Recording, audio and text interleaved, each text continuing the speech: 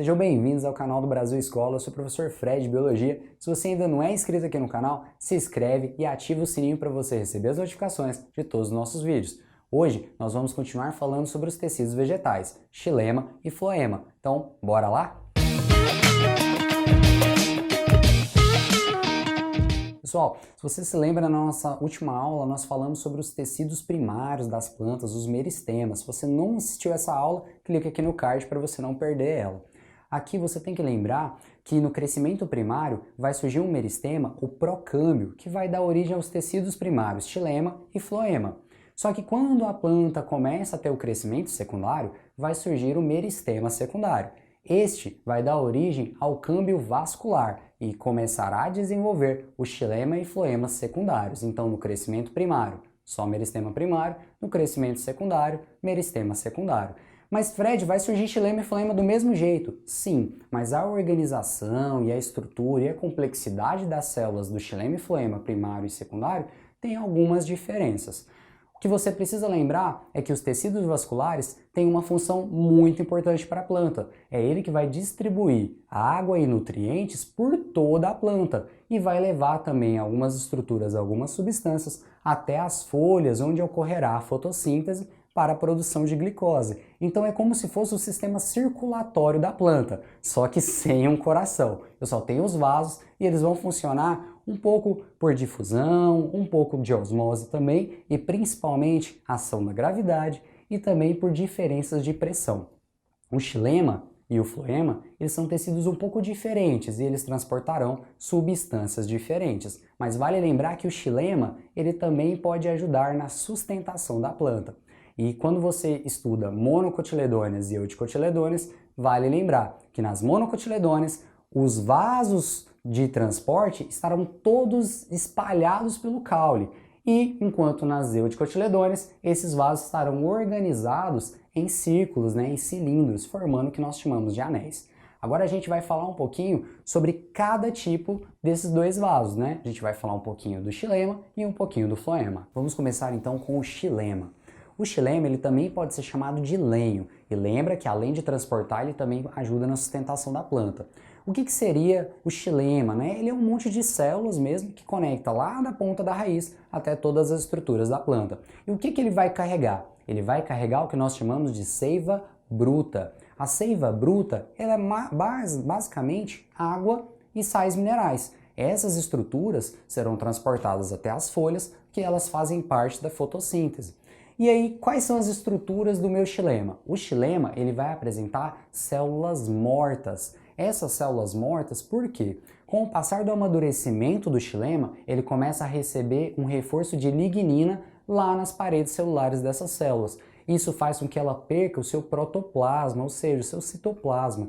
Faz com que essa célula morra e ela vai realmente formar um vaso por onde vai transportar a seiva bruta. E existem duas características principais ali no tecido do xilema que vale a pena você conferir. No caso, são os elementos de vaso e os traqueídeos. O que é isso? Imagina que nessa imagem aqui, o xilema está subindo. Por quê? Ele absorveu nas raízes a água e sais minerais, então ele tem que levar até as folhas. Nessa subida, como é que ele passa de célula por célula? Lembra que elas são mortas? Mas a parede celular ainda está ali, porque a lignina é extremamente resistente. Então ela vai ter vários cortes, várias aberturas nas terminações dela, que vai conectar uma na outra. Então à medida que ela for subindo, ela vai passando por esses elementos de vaso.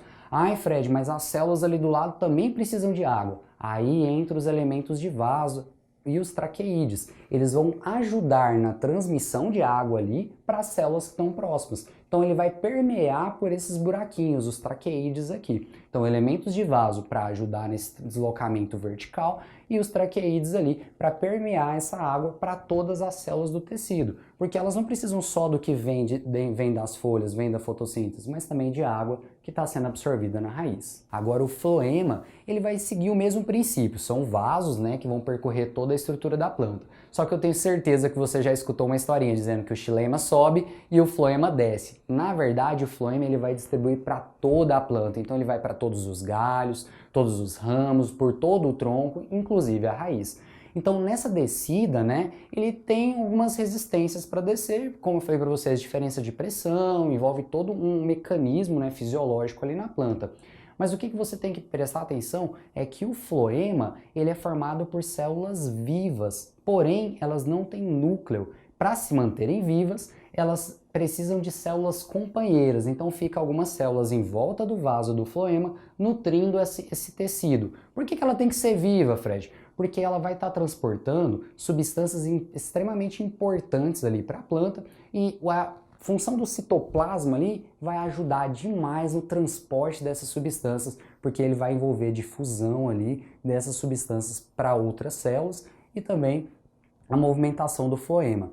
E tem que lembrar o seguinte, quando você está falando da estrutura do floema, eu tenho os elementos de placas crivadas, ou seja, a estrutura da parede celular dessas células tem crivos, vários furinhos que vão permitir que a seiva passe, mas também vai permitir um deslocamento de tempo para que aconteça a difusão com as células ali que estão do lado, para transmitir os nutrientes para todas as células. Então esses elementos de placa crivada, né, de parede celular crivada, eles são extremamente importantes aqui no floema. Galera, xilema e floema são muito importantes para a planta e eles estão presentes tanto no crescimento primário quanto no crescimento secundário, porque afinal de contas é assim que a planta vai deslocar os nutrientes que ela absorve nas raízes e também as substâncias que ela produz na fotossíntese.